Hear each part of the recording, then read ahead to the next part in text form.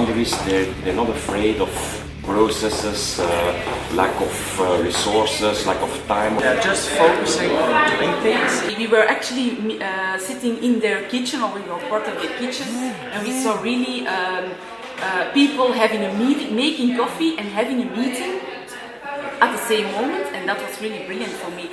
Check with your customers, get the feedback, and get the ball rolling. That was really impressive. It gives a little bit the same feeling as a wine tasting trip. This spirit of no limits. Some of them are a little bit more, have a societal interest, others have really money making.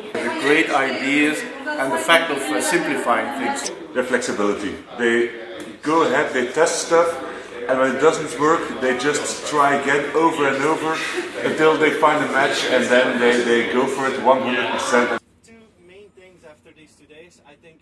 I think the main thing I would recommend Proximus to do is to think how it can disrupt itself from within. A number of companies do things like hackathons, so it's almost innovation days where you might bring startups together. Keep listening to your customers, looking at startups, seeing what's happening in the world. The big leverage power of companies like Proximus is that you have a huge wealth of knowledge, a huge reach, and adapting just the design process and working across teams on very specific projects that impact the community or impact a certain industry. Any company can do that if they have great employees and the employees have permission to focus on the goals, not the process, permission to focus on the customers, not the org chart, and that tone gets set at the top by leadership. And also talk to them about their working styles. How do they hire?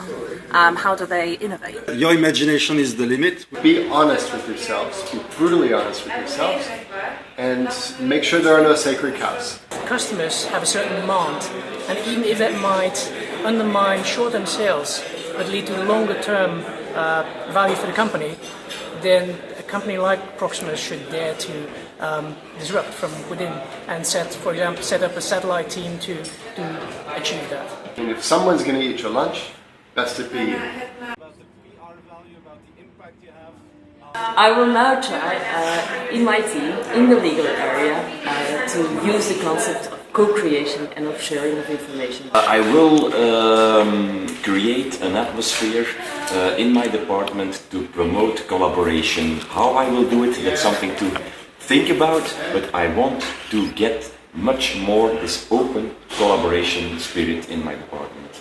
Instead of thinking in large goals, by the end of the year, KPIs, I will split up everything and think in small, really tangible deliveries, so that we can see progress every week. Questioning what is our mission, what is the added value that we can bring for Proximus. I've started a small action already. If you book just an evening all together, order some pizzas and have and do the site surveys ourselves. The fun part we have to do to integrate that more in our company.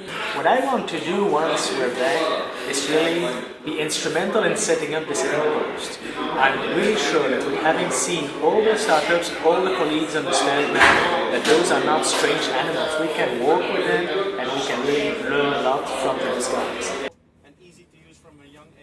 My main takeaway, first of all, I have a very positive feeling. This was a very nice trip. We've met a lot of great people, passionate leaders, always very focused on values, core values, not on paper, but showing the values in our practice. A lot of focus on our culture.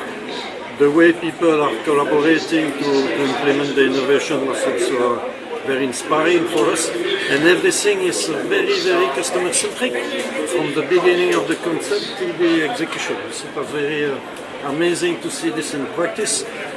And then my second learning and takeaway, the group was really a fantastic group. You are the best group, you are the best group, you are the best group by far! See you back in Brussels for next week to change the world, and certainly Proximus. If we can do it, there's no reason why Proximus couldn't.